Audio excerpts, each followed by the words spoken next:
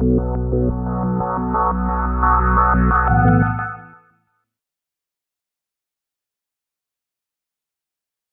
gente não pode comer arroz, a gente não pode comer feijão, ainda tem que andar descalço, sem ter que pisar no chão. Deixa de bobeira, deixa de bobagem, já virou sacanagem. Deixa de bobeira, deixa de bobagem, já virou sacanagem. A gente não pode comer arroz, a gente não pode comer feijão, ainda tem que andar descalço, sem ter que pisar no chão.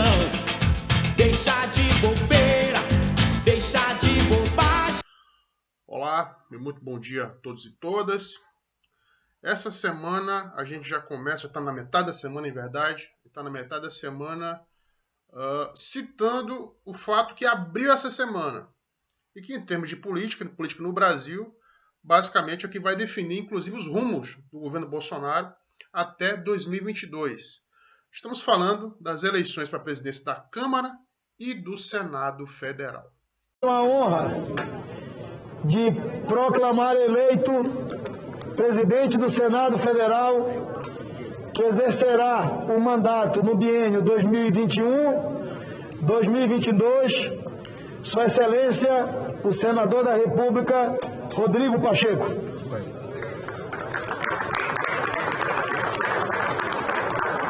A mesa vai proclamar o resultado. Aí, só um minutinho. Eu tenho que apertar aqui 2 vezes? Só um minutinho. Apertar 2 vezes o encerramento. Encerramento. Uma.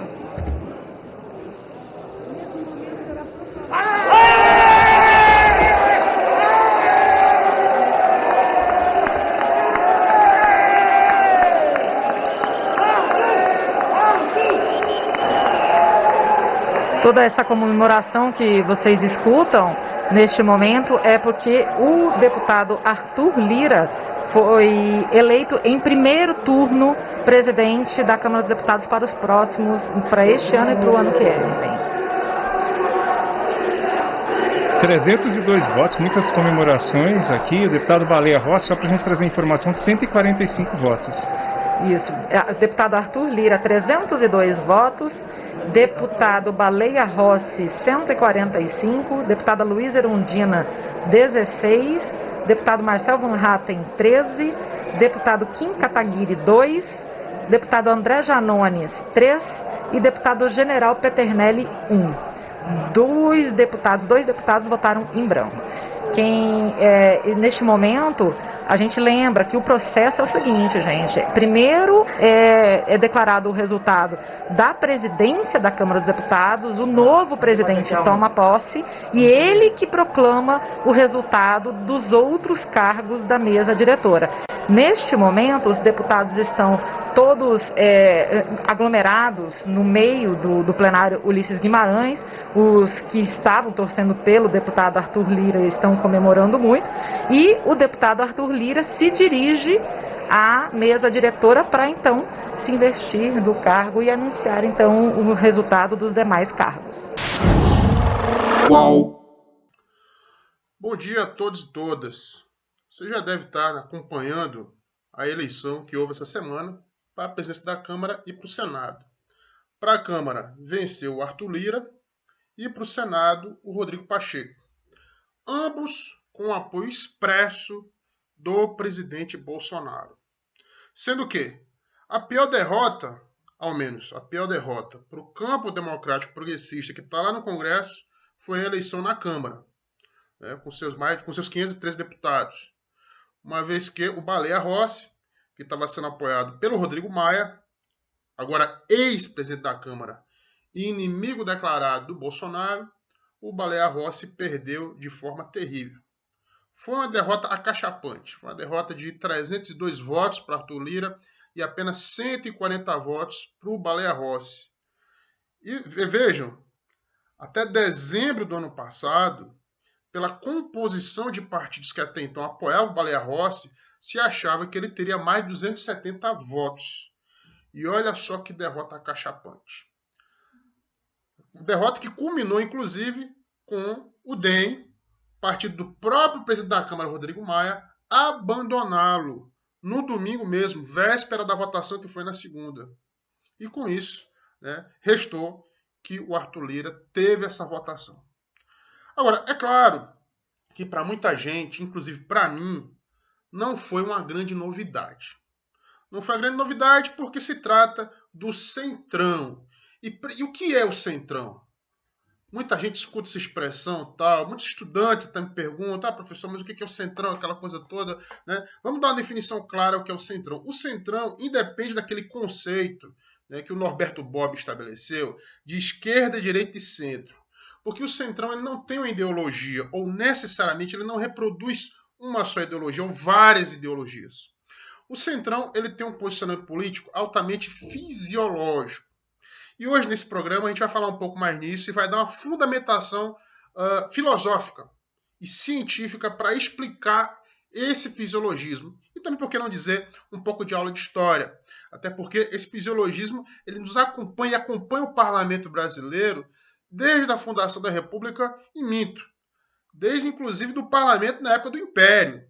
Na época lá em que você tinha, né, aquele debate atabalhoado entre monarquistas e republicanos. Então, na verdade, o fisiologismo do Centrão está relacionado, e aí que vem a minha tese, está relacionado à própria essência dos partidos políticos na modernidade, né? Até porque os partidos políticos eles são a criação da modernidade, né? Eles são a criação lá da independência americana, que no meu canal aqui eu já falei, né, da eleição do Biden, falei um pouco sobre a história da política americana, não é? Isso, da independência americana, vem desde a Revolução Francesa, não é? E aí é uma configuração que autores, né, como John Rawls, no exterior, ou como o finado Paulo Bonavides aqui no Brasil, em seu livro de Ciência Política, procuraram definir como a chamada democracia liberal, ou democracia de partidos.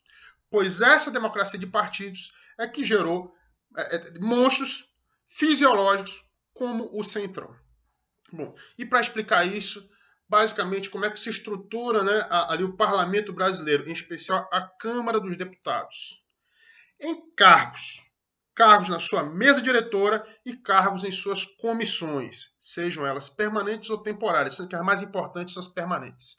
E das comissões mais importantes, você tem a Comissão, né, de Constituição e Justiça, a CCJ, e a Comissão de Finanças. Então, veja bem, finanças e orçamento. Então, em verdade, você tem ali, né, no rateio da distribuição de poderes, naqueles velhos poderes lá, independentes, ou queríamos nós ser independentes, como diria o Montesquieu, o John Locke, que é o executivo, o legislativo e o judiciário, você tem um legislativo estruturado em cargos e cargos que tem ali um resíduo de poder. Aí que está a grande discussão, que é a discussão da ciência política em si, a discussão sobre o poder, as relações de poder. E o poder legislativo, estamos falando em poder com P maiúsculo, o poder legislativo é um dos poderes da República e é o fiel da balança na manutenção do governo Bolsonaro ou de qualquer governo. Lembrando que se encontra, né, o formato do nosso sistema político e da nossa forma de governo, que é presidencialista e republicano. Pois bem, então o legislativo é esse fiel da balança. Na época do Brasil Império, era o poder moderador, digamos assim. Funcionava também como poder moderador. Mas na República, o legislativo tem essa função. Só que, antes de exercer esse poder de moderação, né, ou de contenção, de limitação dos poderes do executivo, até porque o judiciário também faz o seu controle, né, pela via, né, do controle da Constituição, que o Supremo Tribunal Federal faz isso, o Legislativo precisa também, né, se autodirigir, ou seja, definir o seu poder interno. Aí é que vem, né, a grande repercussão e a grande necessidade de debatermos e discutirmos qual é a dimensão da vitória, tanto do Rodrigo Pacheco, mas principalmente da vitória do Arthur Lira para a presidência da Câmara, levando-se em conta o grupo político, as relações de poder que ele representa. Muito bem. Então, o Centrão ele é composto majoritariamente, vamos no popular, pelo grosso. E o que é o grosso? basicamente a maioria dos parlamentares que no jogo político de poder interno, na balança interna das disputas internas de poder dentro do parlamento, dentro do legislativo brasileiro, você tem ali aqueles deputados que ficam meio que à margem. Aqueles deputados ali, em sua maioria, que representam legendas menores, partidos pequenos, que inclusive, pela aprovação, se for aprovada a cláusula de barreira, podem até deixar de existir esses partidos, mas hoje são vários partidos, várias legendas, né?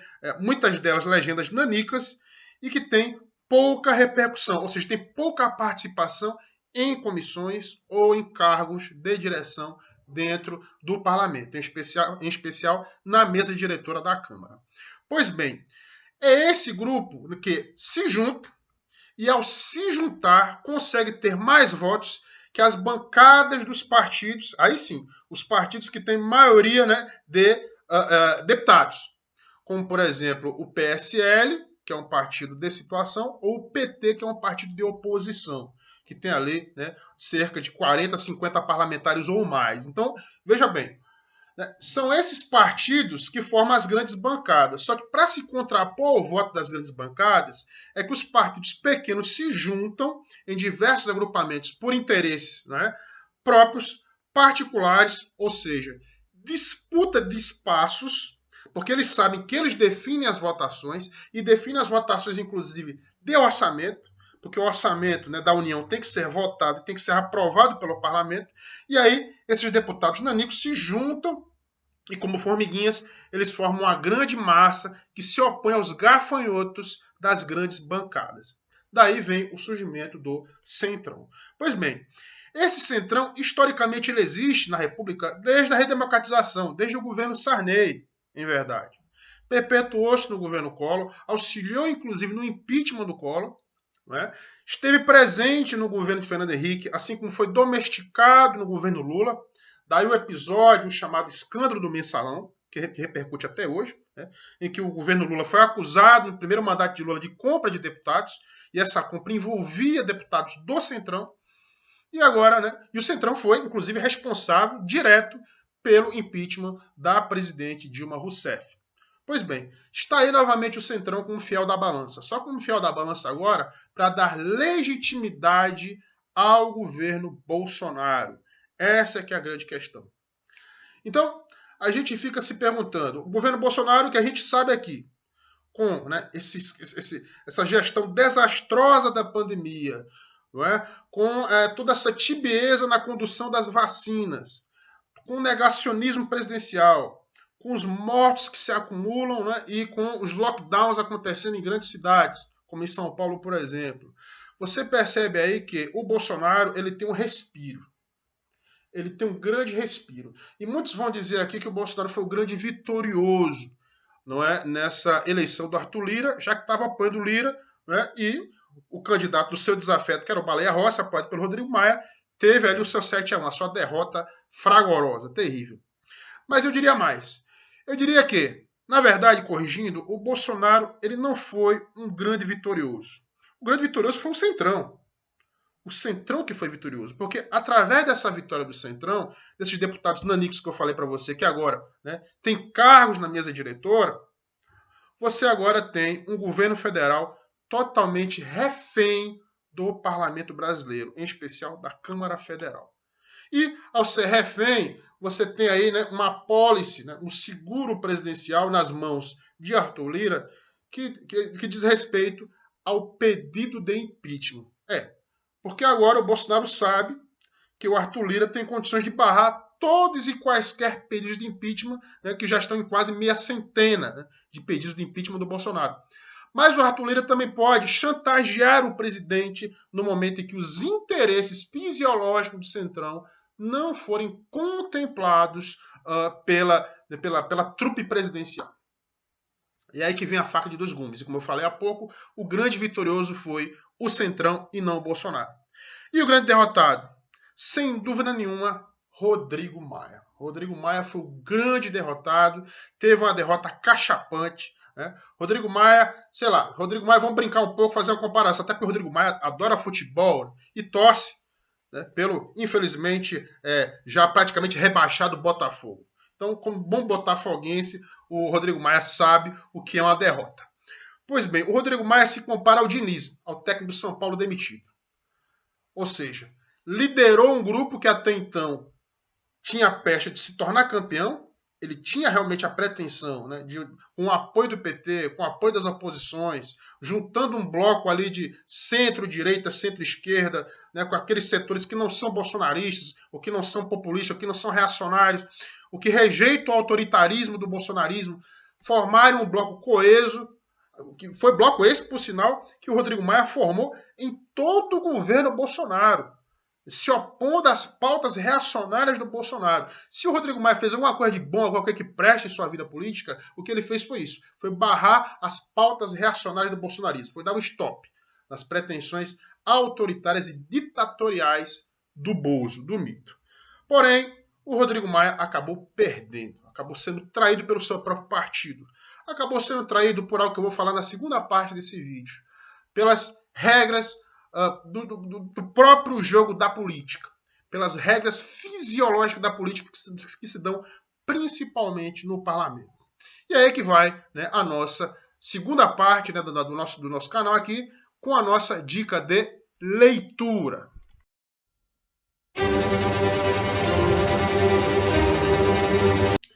A nossa dica de leitura hoje vai para uma pensadora que eu cito muito aqui no meu canal. Uma pensadora que eu já citei aqui pelo menos umas 5 ou 6 vezes e vou citar novamente. Então vocês já percebem que eu a utilizo muito, porque eu inclusive utilizei em meus estudos e utilizo. E prezo muito essa autora.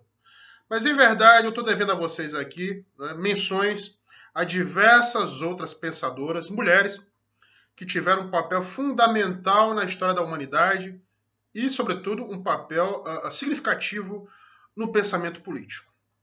Então, eu vou dedicar, com certeza, programas posteriores aqui, se Deus quiser, a pensadoras como Simone de Beauvoir, a Judith Butler, Susan Sontag, Rosa Luxemburgo e muitas outras ainda, né, que eu tive o privilégio de ler e estudar. Mas hoje, né, eu vou citar aqui, dentro dessa Liga da Justiça de supermulheres do pensamento, eu devo aqui todo um tributo e uma homenagem a Hannah Arendt, a grande filósofa de origem alemã, que se naturalizou norte-americana no final da vida, e que tem um livro clássico que todo mundo conhece, um livro bem conhecido chamado As Origens do Totalitarismo, não é? Em que ela estuda a origem do nazismo e do comunismo stalinista. Mas, para entender um pouco essa situação na Câmara Federal, a eleição na Câmara e a eleição no Senado, tem um livro-chave que eu acho fundamental, que serve aqui para a gente poder debater e falar um pouquinho dele. Sobretudo para quem é leigo e não conhece. O que é a política? Esse livro clássico, que foi encontrado, inclusive, em fragmentos póstumos, após o falecimento da Hannah Arendt, seus apoiadores e seus alunos acabaram por descobrir manuscritos que ela tinha iniciado ainda em 1950, de aulas, de estudos sobre a política. Quem conhece a obra da Hannah Arendt sabe, né, que ao estudar a política, ela faz um certo tributo, uma certa referência a Aristóteles, aquela concepção da política da polis grega. Ou seja, uma política como algo necessário à vida da sociedade, algo intrínseco ao próprio surgimento do homem e da sociedade. Então, por isso que a Hannah Arendt ela entende que a política ela é resultante de uma pluralidade de homens ou pessoas. Não é? Então, no momento em que você tem uma pluralidade de pessoas que se relacionam, pessoas essas que são diferentes, porque a política, Hannah Arendt, ela fala isso, a política ela simboliza, em verdade, uma relação entre diferentes, você tem aí o surgimento, né, do que ela define como coisa política. A Hannah Arendt ela se vale da política, ela estuda a política enquanto um fenômeno. Então, ela conceitua esse fenômeno enquanto uma coisa. Não é? Então ela chama de coisa política. Essa coisa política é que segundo a Hannah Arendt, ela historicamente, né, por milênios, essa coisa política ela vai passar por diversos preconceitos. Essa é uma palavra-chave na obra da Hannah Arendt. E o que significam esses preconceitos? Pegando ao pé da letra. Preconceitos, ou seja, visões precipitadas do que realmente seja a política ou o político. Pois bem, justamente através desses preconceitos é que a política ela vem se desenvolvendo na história. E aí, como eu citei há pouco na primeira parte desse vídeo, a política ela se desenvolve de várias formas. Dentre elas, sobre a forma dos partidos políticos e do parlamento. Só que a Hannah Arendt ela faz uma crítica a essa forma, que eu chamo aqui de democracia, a forma estipulada para a democracia liberal, democracia de partidos, essa forma de materialização da política, que acabou se materializando, como eu citei há pouco, né, no Congresso, em duas câmaras e numa disputa de poder entre poderes esses que eu falei há pouco, assentados aí em partidos. Partidos que muitas vezes traem os seus próprios integrantes, como o DEM traiu por Rodrigo Maia, ou partidos que passam a apoiar presidentes ou não, como é o caso da postura rasteira do PSL, que ora apoia o Bolsonaro, ora não apoia. Ou então faz uma oposição feroz, como é o caso do PT, que é a oposição hoje. E que, naturalmente, até por uma questão ideológica, faz uma oposição frontal ao bolsonarismo, muito mais do que o PSDB. Pois bem, mas voltando ao conceito da Hannah Arendt de coisa política e seus preconceitos. Hannah Arendt ela faz uma crítica do parlamento, ela faz uma crítica dos partidos, porque através do preconceito existente sobre a função parlamentar é que surge um outro conceito que a Hannah Arendt trabalha, que é o conceito do político profissional. Aí que vem a diferenciação do que é essencialmente política, que política para Hannah Arendt é essencialmente um ato de liberdade. Que liberdade é essa? Voltando aos gregos, é aquela liberdade de você poder se manifestar, é aquela liberdade dentro da polis, dentro de uma sociedade, você se manifestar e influenciar nas decisões de um grupo. Essa, então, né, é a concepção, a grosso modo, ou a concepção lato sensu do que é a política para Hannah Arendt. É um ato de liberdade, a chamada liberdade política. Só que, quando essa liberdade se burocratiza, ou ela é deturpada em prol de interesses de grupos, daí vem os partidos, que, dentro da burocracia do Estado, eles acabam se encastelando em funções de poder. Alguma referência com a composição de cargo na mesa diretora da Câmara não é mera coincidência. É que você tem aí o surgimento, então, da política tradicional, ou dos políticos profissionais. Aqueles políticos que, ao exercer essa liberdade, se esquecem daquela função outrora depositada a eles, de serem mandatários, de serem representantes do povo, como aquele velho modelo lockeano que eu já citei aqui em outros artigos, de John Locke. E aqui no canal já citei várias vezes. Aquele modelo de democracia liberal em que você elege representantes, chamado modelo republicano. Né? Esses políticos que representam esse modelo republicano, esses representantes, se esquecem que estão ali por delegação e passam, sim, segundo a Hannah Arendt, a se profissionalizar em uma arte, né, de enganações, de tramas e escaramuças internas, disputando internamente relações de poder dentro do parlamento, e a partir daí eles se profissionalizam porque disputam poder. E exercem o poder porque ocupam funções. Daí porque a presença da Câmara e a presença do Senado ela é tão disputada. E daí porque, no vídeo que você viu, né, a vitória de um é comemorada, né, por uma claque, né, com direito a gritos e a festejos, como se fosse um gol de futebol. Que é justamente uma disputa de poder que está em jogo ali. De poder interno, que muitas vezes o cidadão comum, aquele que vota, aquele que em Alagoas votou no Arthur Lira, sequer tinha a concepção, né, de que funcionava desta forma. Pois bem, então a Hannah Arendt ela fala exatamente disso, dessa política tradicional. Só que a política, ela não se resume à política tradicional. A coisa política, como fala a Hannah Arendt, ela não se resume a política tradicional, não se resume ao político profissional. A coisa política, ela também é exercida por outras formas. E é aí que vem o grande problema na história. Porque na história, a coisa política ela pode surgir também sob a forma de pressões populares, pode surgir sob a forma de guerras e pode surgir sob a forma de revoluções. E aí que vem o contraponto. Aí que vem, talvez, o ponto final da nossa discussão de hoje, para a gente pensar, né, como é que vai ser daqui até 2022, até a manutenção ou não do presidente Bolsonaro. Porque a gente falou aqui de impeachment. E ao falar de impeachment, a gente falou necessariamente de um processo legislativo interno que tem que ser conduzido pela Constituição, tem que ser conduzido pelo Poder Legislativo. Legislativo hoje que está, segundo alguns, nas mãos de apoiadores do presidente. Tanto o Pacheco no Senado, quanto o Lira lá na Câmara Federal. Mas, se pergunta, até que ponto, eu já falei há pouco, né, que o grande vencedor foi o Centrão. E o Bolsonaro, de certa forma, é refém do Arthur Lira. Então, até que ponto o Lira vai dar uma salvaguarda, um salvo-conduto para o Bolsonaro continuar com as suas maldades no poder? Aí vai depender exatamente do que a Hannah Arendt falou, da outra manifestação da coisa política. Até que ponto a pressão das ruas, com uma pandemia que já matou mais de 200 mil, está caminhando já, né, para 250 mil de pessoas mortas, não é?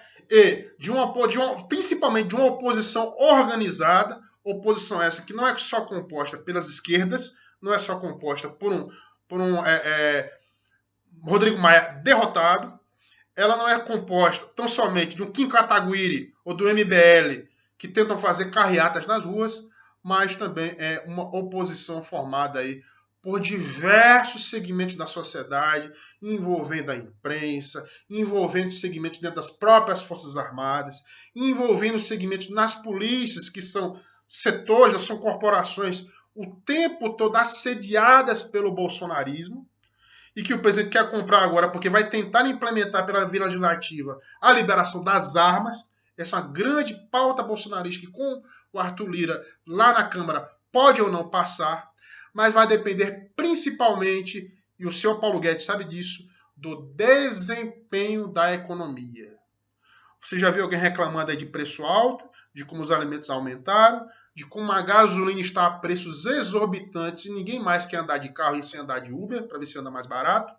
Pois bem, a depender do encaminhamento da economia, que parece que está descendo ladeira abaixo, junto com o vírus, a curva do vírus sobe e a curva da economia desce, é que a gente vai ver se nos próximos capítulos você vai ter pressão política para, aí sim, as ruas serem ocupadas novamente em aglomerações com pessoas vacinadas ou não, para que você tenha uma pressão no parlamento e que os representantes, aí sim, os políticos profissionais, percebam, né, que a política, dentro dos preconceitos que se tem em torno da política, a política não se resume apenas aos seus próprios interesses, mas a política pode levar, inclusive, a uma ruptura institucional.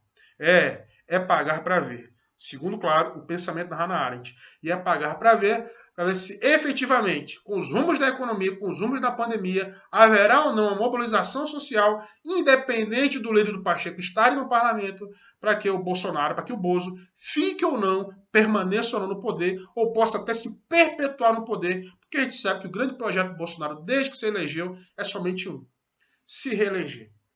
Desde o começo, eu já falei isso várias vezes, desde o começo, do seu primeiro dia da presidência, do seu discurso de posse, o Bolsonaro está em efetiva campanha. É um presidente eternamente em campanha, que não governa, mas apenas faz campanha. Pois bem, resta saber agora se essa campanha vai ser interrompida ou não por um processo de impeachment ou por algo ainda pior. Isso são coisas, ou é a coisa política que pode ou não se manifestar, como a Hannah Arendt afirmou. Beleza? Então, dito isso, mais uma vez, né, eu agradeço aqui a atenção de vocês, quem teve paciência para acompanhar nosso canal até agora e valoriza o nosso canal. Para aqueles que não nos conhecem ainda, né, eu agradeço muito se puder se inscrever, compartilhar esses vídeos, contribuir com a mídia ativista, compartilhando esses vídeos, acionando a notificação, o sininho para ser notificado de novidades no nosso canal. E dá o seu local, dá o seu like se você gostou. E, por favor, ajude aqui a compartilhar a mídia progressista e ativista nesse país. Aqui a gente trabalha em prol da verdade e combate as fake news. Tenham todos um excelente resto de semana, apesar da pandemia.